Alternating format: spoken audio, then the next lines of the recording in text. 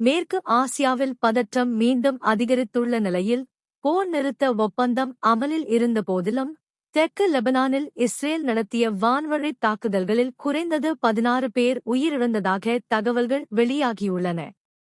இந்த தாக்குதல்கள் தெற்கு லெபனானின் பல பகுதிகளை குறிவைத்து நடத்தப்பட்டதாக கூறப்படுகிறது. இதனால் அப்பகுதியில் மீண்டும் அச்சமும் பதற்றமும் நிலவுகிறது.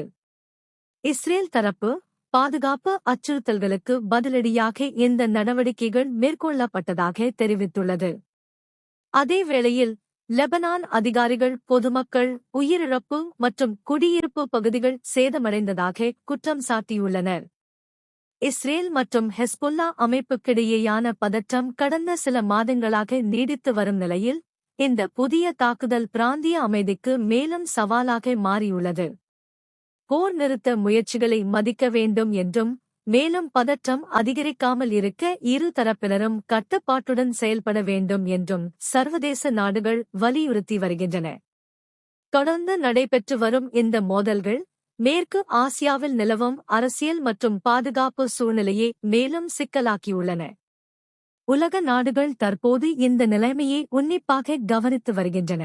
இன்றைய முக்கிய செய்திகள் உங்களுக்கு பயனுள்ளதாக இருந்ததாக யாம் நம்புகிறோம்.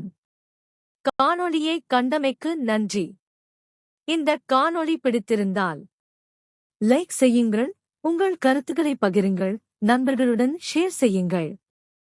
மேலும் தினமும் இவ்வாறான உடனடி மற்றும் நம்பகமான செய்திகளை அறிய எங்கள் அக்யூப் டிவி தமிழ் செய்திகள் சேனலை சப்ஸ்கிரைப் செய்ய மறக்காதீர்கள். நன்றி நண்பர்களே. மீண்டும் சந்திப்போம்.